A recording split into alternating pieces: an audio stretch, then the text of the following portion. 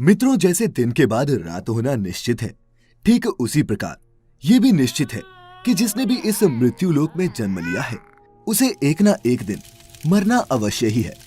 अर्थात अगर पृथ्वी लोक पर कोई सबसे बड़ा सत्य है तो वो है प्राणी की मृत्यु। फिर भी कुछ लोग ऐसे होते हैं जो इस सच्चाई को स्वीकार करना नहीं चाहते। खैर, आप सभी ने देखा होगा कि हिंदू धर्म में मृत्यु के बाद शव को जलाया जाता है। साथ ही आपने ये भी देखा होगा कि अगर किसी की मृत्यु सूर्यास्त के बाद होती है तो उसका दाह संस्कार अगले दिन किया जाता है, रात को नहीं। ऐसे में आपने गौर किया होगा कि किसी परिवार में अगर किसी की मृत्यु शाम के बाद होती है तो उसके शव को अकेला नहीं छोड़ा जाता। परंतु मित्रों, क्या आप जानते हैं कि शव को रात भर अकेला क्यों नहीं छोड़ा जाता? अगर नहीं तो इस वीडियो को अंत तक जरूर देखें, क्योंकि मैं आपको इसी सवाल का जवाब बताने वाला हूँ, जिसका वर्णन गरुड़ पुराण में विस्तार से किया गया है। तो चलिए अब बिना किसी देरी के गरुड़ पुराण की ये बातें जानते हैं। नमस्कार और द डिवाइन टेल्स पर आपका एक बार फिर से स्वागत है। मित्रों, हमारे धर्म में मृत्यु के बाद शव को अकेला क्यों नहीं छोड़ा जाता, ये बताने से पहले हम आपको ये बता देते हैं कि कब कब अथवा किन परिस्थितियों में शव का अंतिम संस्कार नहीं किया जाता या फिर कुछ समय के लिए टाल दिया जाता है। मित्रों, आपको सबसे पहले बता दूं कि हिंदू धर्म में अगर किसी की मृत्यु सूर्यास्त के बाद होती है तो उसके शव को रात भर घर पर ही रखा जाता है और अगले दिन उसका दाह संस्कार किया जाता है।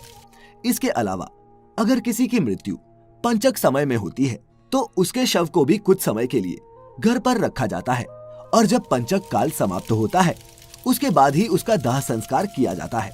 क्योंकि गरुड़ पुराण में बताया गया है कि अगर सूर्यास्त के बाद अथवा पंचक समय में किसी मृत शरीर का दाह संस्कार किया जाए तो उसे मोक्ष की प्राप्ति नहीं होती। इसीलिए अगर कोई रात में मर जाए तो ऐसी स्थिति में लाश को लेकर शमशान घाट नहीं जाते और लाश को घर पर ही रखा जाता है।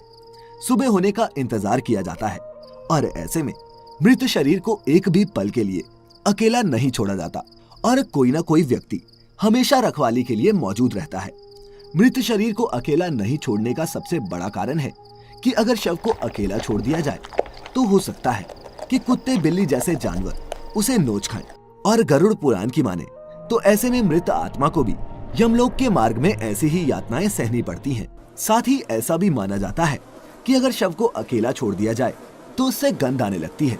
ऐसे में ये जरूरी हो जाता है कि वहाँ कोई न कोई व्यक्ति बैठा रहे और धूप या अगरबत्ती शव के चारों तरफ जलाता रहे ताकि शव से आने वाली दुर्गंध चारों ओर न फैले।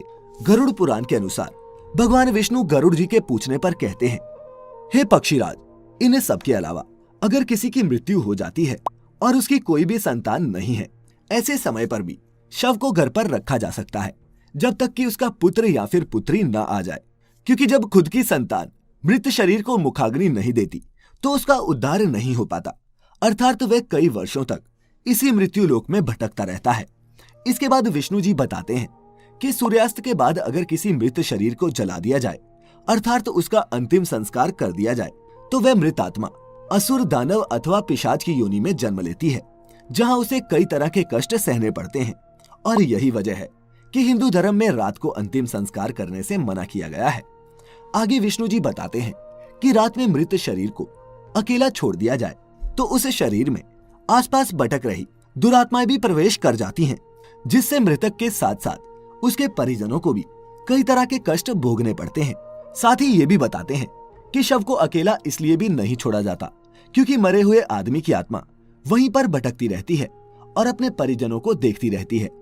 कहा जाता है कि इंसान की मौत के बाद शरीर आत्मा से खाली हो जाता है और इसी वजह से उस मृत शरीर में कोई बुरी आत्मा का साया अपना अधिकार जमा सकता है। और यही वजह है दोस्तों कि रात में शव को अकेले नहीं छोड़ा जाता और कोई ना कोई इसकी रखवाली करता रहता है। मित्रों, आप इसके बारे में क्या सोचते हैं? नीचे कमेंट्स में हमें जरूर बताएं। साथ ही अगर आपको गरुड़ पुराण की ये बातें पसंद आई हो तो इसे ज्यादा से ज्यादा लाइक और शेयर करें। अगर आप हमारे चैनल पर नए हैं तो ऐसी ही और भी आध्यात्मिक और पौराणिक कथाओं और जानकारी के लिए हमारे चैनल को सब्सक्राइब कर लें और साथ ही में बेल आइकन भी दबा दें ताकि आपसे हमारी कोई भी वीडियो मिस ना होने पाए। फिलहाल आज की इस वीडियो में इतना ही। अब हमें इजाजत दें। आपका बहुत बहुत शुक्रिया।